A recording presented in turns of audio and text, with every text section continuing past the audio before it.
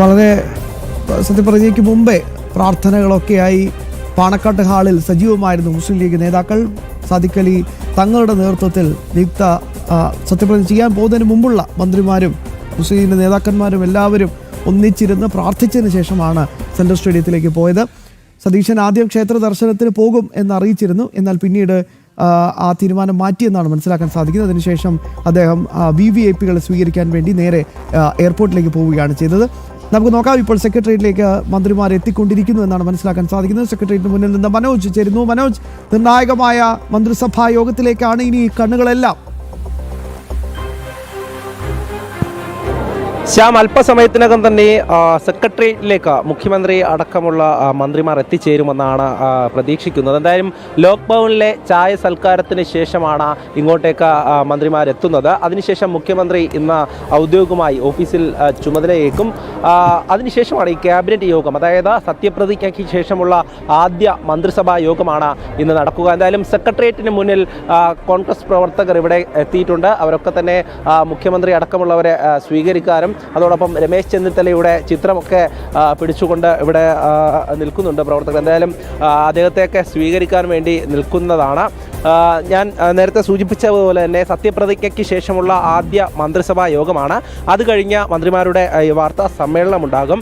എന്തായാലും എന്താണ് ഇന്നത്തെ യോഗത്തിൽ, അതായത് പ്രാഥമികമായി എടുക്കുന്ന തീരുമാനങ്ങൾ എന്നതിനെ പറ്റി ഈ വാർത്താ സമ്മേളനത്തിലാകും പറയുക. എന്തായാലും പ്രവർത്തകരെ സംബന്ധിച്ചിടത്തോളം അവരൊക്കെ വലിയ ആകാംക്ഷയിലാണ്, ആവേശത്തിലാണ്. കാരണം 10 വർഷത്തിന് ശേഷമാണ് UDFൻ്റെ ഒരു ഭരണം അത് കേരളത്തിൽ വരുന്നത്. എന്തായാലും പല രീതിയിലുള്ള തർക്കങ്ങളൊക്കെ നിലനിന്നിരുന്നെങ്കിലും ഇന്ന് സത്യപ്രതിജ്ഞാ ചടങ്ങ്, അതായത് ഇത്രയധികം ദിവസങ്ങൾ പിന്നിട്ട ശേഷം മുഖ്യമന്ത്രിയെ തീരുമാനിച്ച ശേഷം ഇന്ന് സത്യപ്രതിജ്ഞാ ചടങ്ങ് നടന്നു കഴിഞ്ഞു.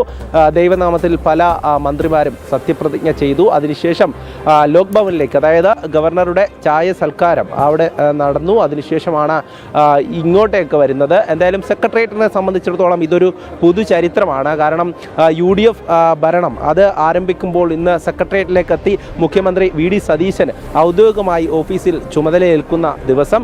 അതോടൊപ്പം തന്നെ ഇവിടെ പ്രവർത്തകരെ സംബന്ധിച്ചിടത്തോളം വലിയ തരത്തിലൊരു, അതായത് UDF സർക്കാർ ഇനി മുതൽ ഈ സെക്രട്ടേറിയറ്റിലേക്ക് എത്തുമ്പോൾ UDFൻ്റെ മുഖ്യമന്ത്രിയാണ്, VD സതീശനാണ്.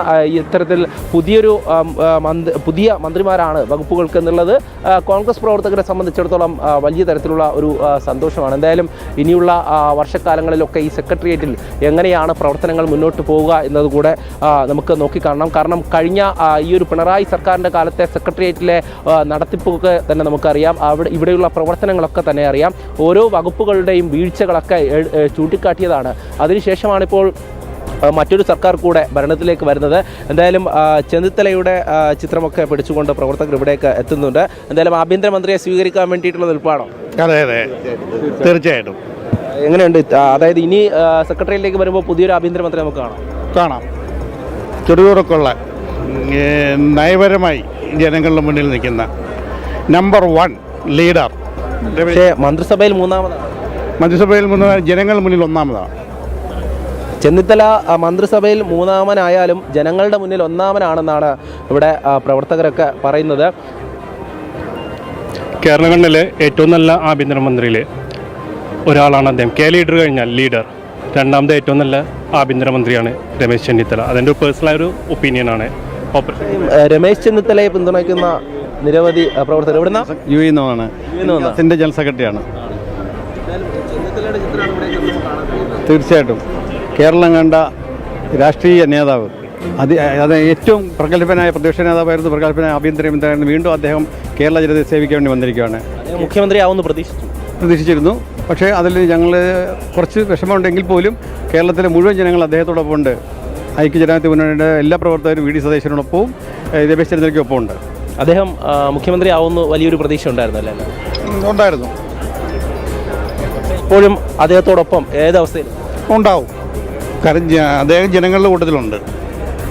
ഏതായാലും രമേശ് ചെന്നിത്തലയ്ക്ക് വലിയൊരു പിന്തുണയുമായി ഇവിടെ പ്രവർത്തകർ ഈ സെക്രട്ടേറിയറ്റിൻ്റെ മുന്നിൽ തന്നെയുണ്ട്. നേരത്തെ സൂചിപ്പിച്ചതുപോലെ തന്നെയാണ് മന്ത്രിസഭയിൽ അദ്ദേഹം മൂന്നാമതായി സത്യപ്രതിജ്ഞ ചെയ്തു. പക്ഷേ നമ്പർ 1 ലീഡർ എന്നാണ് ഇവിടെ പ്രവർത്തകർ ഓരോരുത്തരും പറയുന്നത്. അതേസമയം തന്നെ മുഖ്യമന്ത്രിയാകുമെന്ന് പ്രതീക്ഷിച്ചിരുന്നു. ആ ഒരു വിഷമം പ്രവർത്തകർക്കുണ്ട്. എന്നാൽ പോലും അദ്ദേഹത്തെ സ്വീകരിക്കാനായി ഇവിടേക്ക് നിൽക്കുകയാണ്. എന്തായാലും ഈ ഒരു ദിവസം എന്ന് പറയുന്നത് നമുക്കറിയാം, മുൻ ദിവസങ്ങൾ, അതായത് ഒരാഴ്ചക്കാലമോളം അങ്ങനെ ഈ തർക്കങ്ങളൊക്കെ തുടർന്നപ്പോഴും KC-ക്കായും BD-ക്കായും RC-ക്കായും ഒക്കെ മുദ്രാവാക്യം മുഴക്കിയ ഒരുപാട് പ്രവർത്തകരുണ്ട്.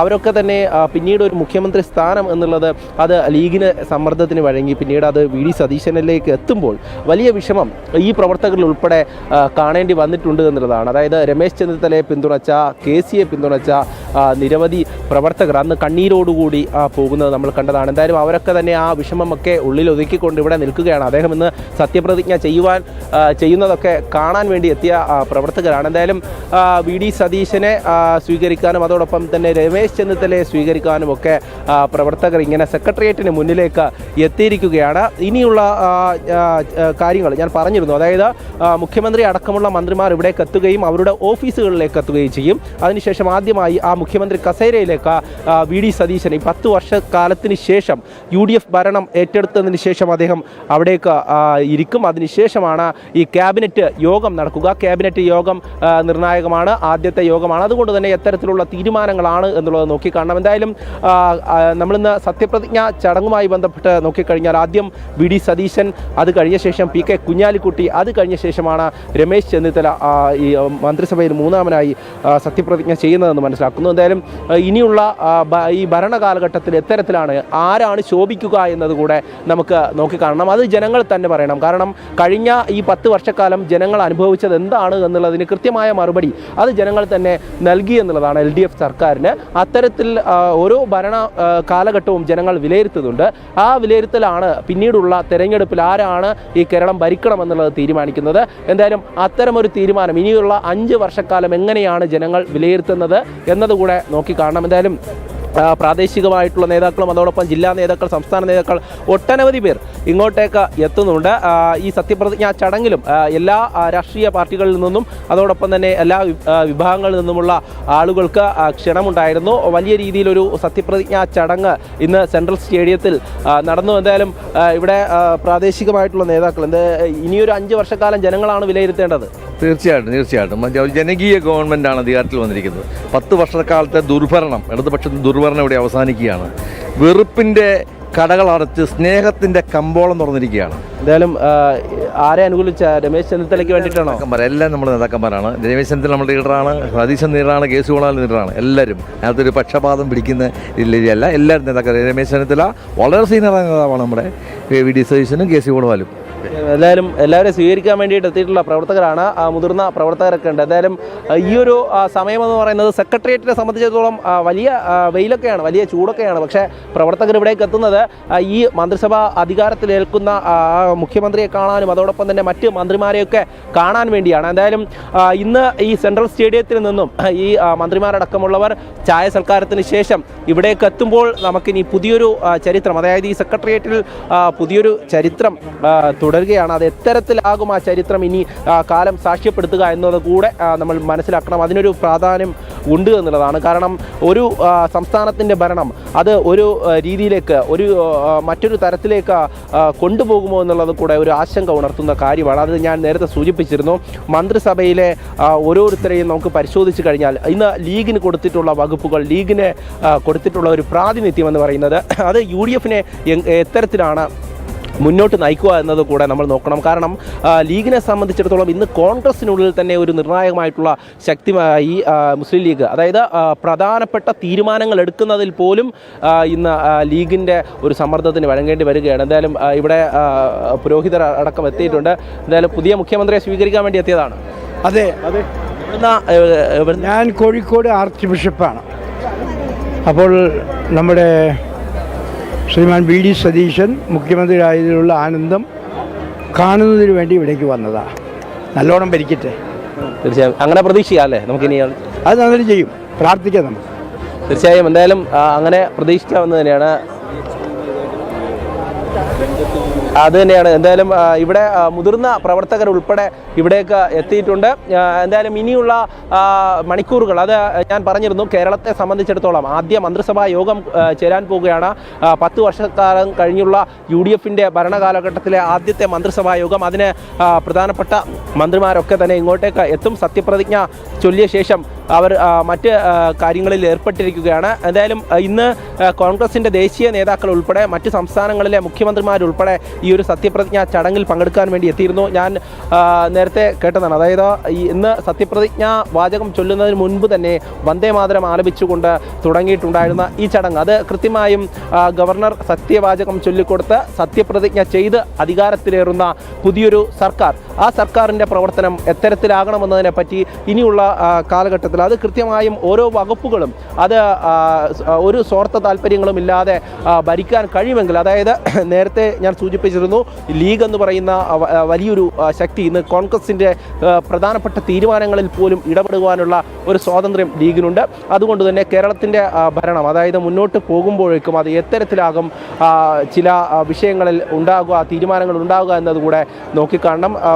പ്രാദേശികമായിട്ടുള്ള പല വിഷയങ്ങളും ഉണ്ടാകും. അതോടൊപ്പം തന്നെ രാജ്യത്തെ നിർണായകമായിട്ടുള്ള പല തീരുമാനങ്ങളിലും എത്തരത്തിലാകും ഈ സംസ്ഥാന ഗവൺമെൻറ് അതിനോട് പ്രതികരിക്കുക, അതോടൊപ്പം തന്നെ രാജ്യത്തിൻ്റെ പുരോഗതിക്കും രാജ്യത്തിൻ്റെ വളർച്ചയ്ക്കും വേണ്ടിയിട്ട് എങ്ങനെയാണ് UDF സർക്കാരിന് കേരളത്തിൽ നിന്ന് ഭാഗവാക്കാകാൻ കഴിയുക എന്നതിനെ പറ്റിയൊക്കെ ഇനി വരുന്ന ദിവസങ്ങളിൽ, വരുന്ന വർഷങ്ങളിൽ നമുക്ക് കൃത്യമായും വിലയിരുത്താൻ സാധിക്കും. എന്തായാലും നേരത്തെ ഞാൻ സൂചിപ്പിച്ചതുപോലെ തന്നെ ഓരോ തീരുമാനങ്ങളും അത് സ്വന്തമായി തന്നെ ഒരു നിഷ്പക്ഷമായി ഒരു മുഖ്യമന്ത്രിക്ക് എടുക്കുവാൻ കഴിയുമോ, അല്ലെങ്കിൽ മന്ത്രിമാർക്ക് എടുക്കാൻ കഴിയുമോ, അതോ ചില സമ്മർദ്ദങ്ങൾക്ക് വഴങ്ങേണ്ടി വരുമോ എന്നുള്ളതൊക്കെ ഇനി നോക്കിക്കാണണം. കാരണം ആദ്യഘട്ടം മുതൽ സമ്മർദ്ദം എന്ന് പറയുന്നത് ചെറിയ സമ്മർദ്ദമായിരുന്നില്ല, വലിയ രീതിയിലുള്ള സമ്മർദ്ദം ചെലുത്തിയിരുന്നു എന്നുള്ളതാണ്. അത് മുസ്ലിം ലീഗിൻ്റെ ഭാഗത്തു നിന്നടക്കം നമ്മൾ കണ്ടതാണ്. എന്തായാലും ഘടകകക്ഷികളിൽ നിന്നും മന്ത്രിമാരുണ്ട്, അത്തരത്തിൽ കോൺഗ്രസിനും മന്ത്രിമാർ, അതോടൊപ്പം തന്നെ പുതിയ യുവജന മുഖങ്ങളൊക്കെ വന്നിട്ടുണ്ട്. OJ ജനീഷിനെ പോലെയൊക്കെയുള്ള